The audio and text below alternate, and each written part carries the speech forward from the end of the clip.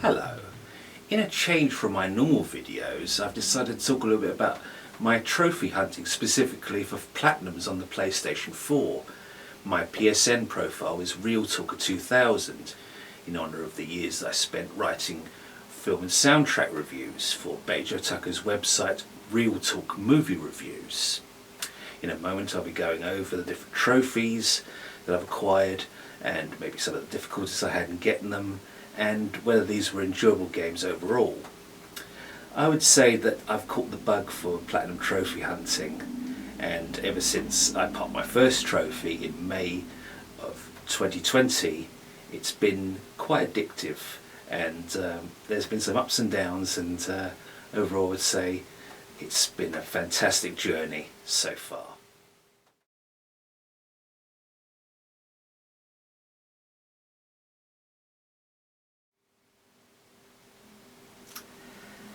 Three years ago today I got my very first platinum trophy on the PlayStation 4, Narcos: Rise of the Cartels. This was an interesting game. It didn't get great reviews. It was compared to things like XCOM 2, where you've got like the top-down real-time strategy elements, but I really got caught up in the story, and because you get to play as both sides, both the cartels and the drug enforcers who are tasked with bringing them down. And it's a engaging enough story, and the gameplay is fine. It's not perfect. I thought the cutscenes were okay, and it was my very first platinum trophy. And this was, as I say, this image that you see next to me was the moment that the platinum popped for me. And to get this, I had to do flanking, which isn't really explained in the setup of the game. And I had to do a little bit of research and figure out just exactly what the game was asking for this trophy to pop in, obviously the platinum. In terms of the difficulty, it wasn't that difficult. It was mostly enjoyable. Some challenge, a couple of areas required more than one go, and there were some areas that were, just kind of light and fun. Overall, I really enjoyed my time with Narcos: Rise of the Cartels. I've even played the game since getting the platinum, and that's not been the case every time. And so we move on to platinum number 2.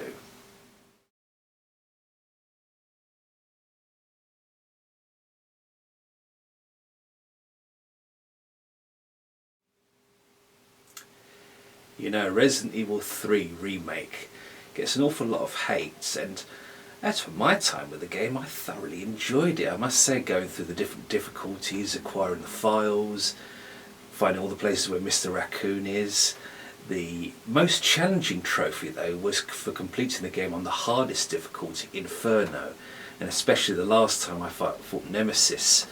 Now, I had to do this twice. The first time I actually messed up with the bit that came after it, which is kind of like a one-shot deal, and because I messed up, the save point was just before the final boss fight, so I had to do it again. And I was questioning whether or not I was going to be able to get that platinum or not, but I'm glad I stuck with it, because even though it wasn't easy and it did require some force of will to get through, when that platinum popped and I got my second platinum trophy, it was great.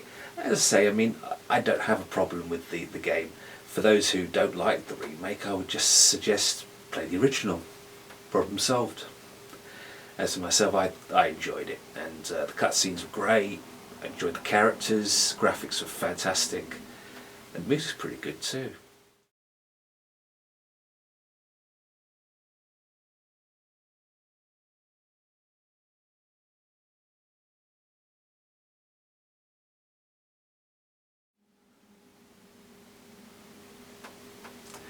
My third platinum trophy was John Wick Hex a couple of years ago. Now this game is full of surprises. It took me a while to access my PSN profile. That's where it shows you all your trophies relative to what other gamers have achieved.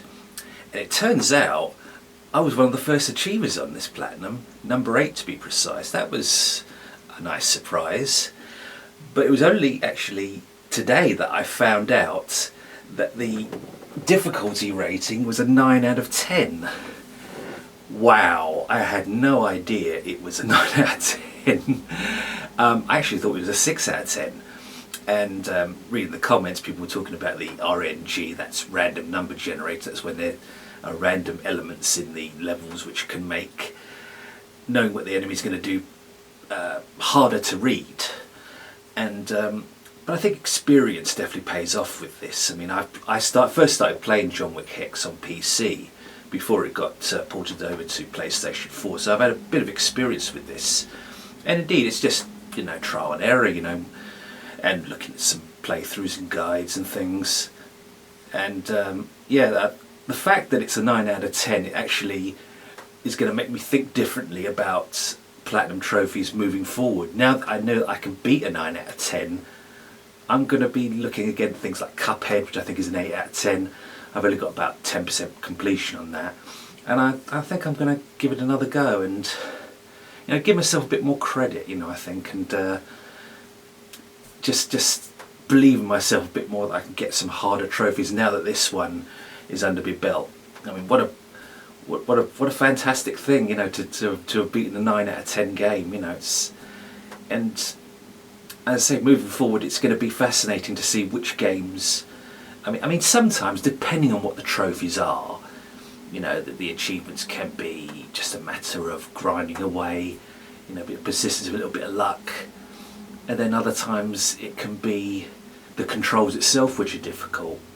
But mostly I found my experience with John Wick Hex a pleasure, and being able to play a game that was tied into one of my favourite modern movie franchises, well, that was just the icing on the cake, the cream of the coffee.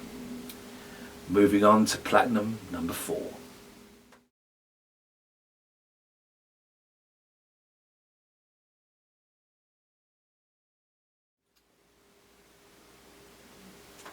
Viking Legend, the Platinum for Assassin's Creed Valhalla.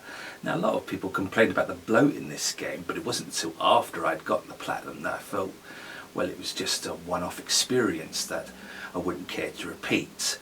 I got the game in its physical copy, but I traded it in, so there won't be a replay for that. But as far as the Platinum goes, I quite enjoyed it. This image you see behind me, I had to get one of the flying paper challenges for the Platinum, using the blinding rush ability, and this slows down time, making the flying paper parts a lot easier. And so it popped, and I quite like the image. And so, yeah, the combat was great, the story was good, the dice game Orlog was amazing. Yeah, there was some side quests and some collectibles that maybe went on a little bit too long, but overall I enjoyed my time with Assassin's Creed Valhalla. But like Grand Theft Auto, I think it's just a one Platinum from the franchise that I'll get rather than multiple, as opposed to something like Resident Evil or Call of Duty.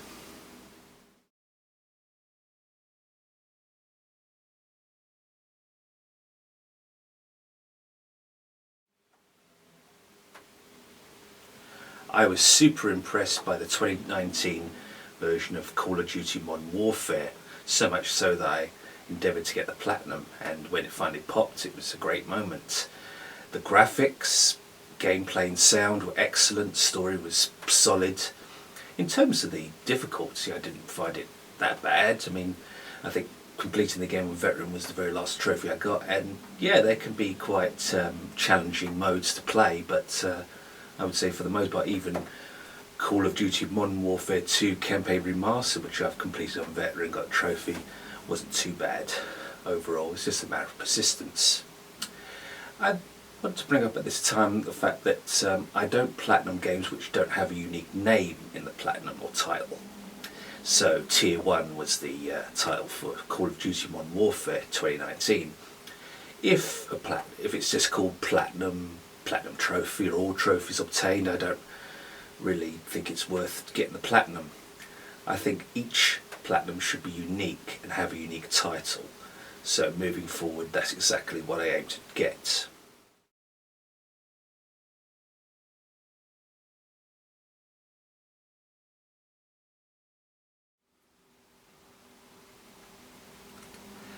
There's nothing worse than a Platinum trophy being anonymous, but that was never the case with Ghost of Tsushima, Living Legend. What a good game, a beautiful looking game in certain respects. though one I don't think I would return to. What I enjoyed most about this experience was composing the haikus, which are the short Japanese poems. It's a multiple choice setup, so you don't have to come up with them yourself, but an excellent addition to this particular storyline. And I also enjoyed the sequences where you had to cut through the bamboo. You'd have to input a certain number of buttons before hitting the first one. That was particularly good. And as I say, this is a game that I did have in its physical edition, but I ultimately traded it in once I'd completed it.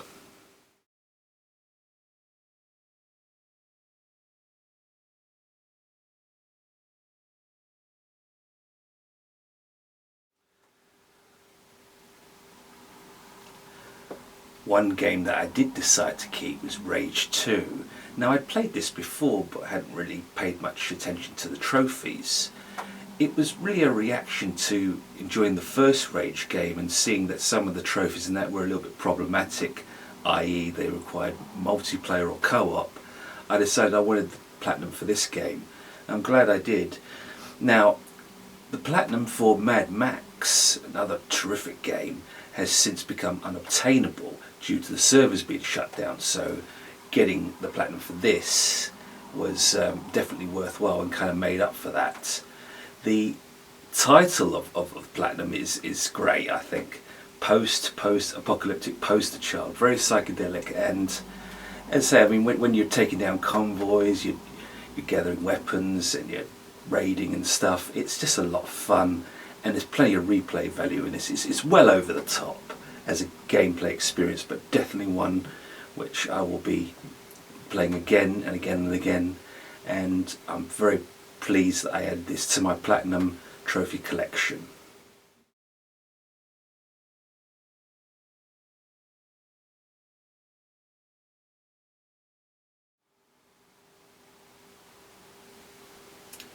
In the near future we'll be getting the game Black Myth Wukong, which deals with the Monkey King.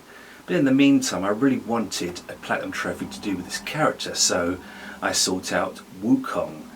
And I'm going to give a shout out to Bad Driver, who does some excellent guides on fast and easy platinum trophies, among other trophies that you can collect.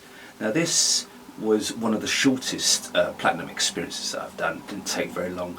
There were a couple of glitch trophies which I had to work on once or twice because the trophy just wouldn't populate initially. It's a platformer, there's some combat related ones as well as some collectibles. Nothing really long and drawn out, but just a nice way to sort of break up the tedium. I mean, the exact opposite of something like Assassin's Creed Valhalla, which was long and involved and had, you know, lots of things to do. This was just, you know, straight to the point and very enjoyable.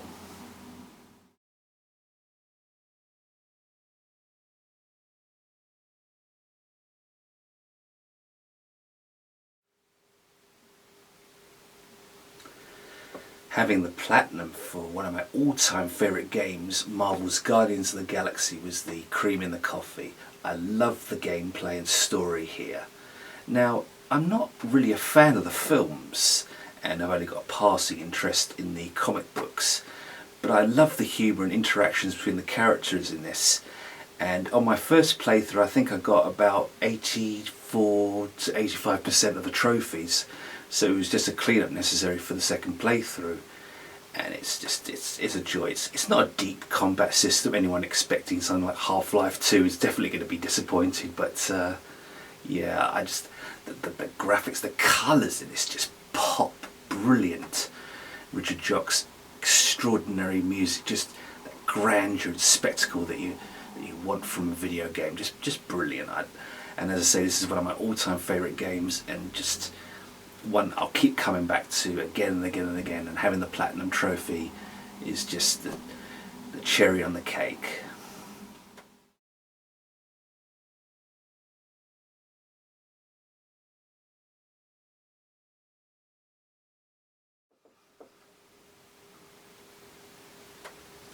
I'm Batman, and so we come to the end of part one with my first and so far only trophy for a Telltale game. This is basically where you play through the story and the platinum unlocks at the very end.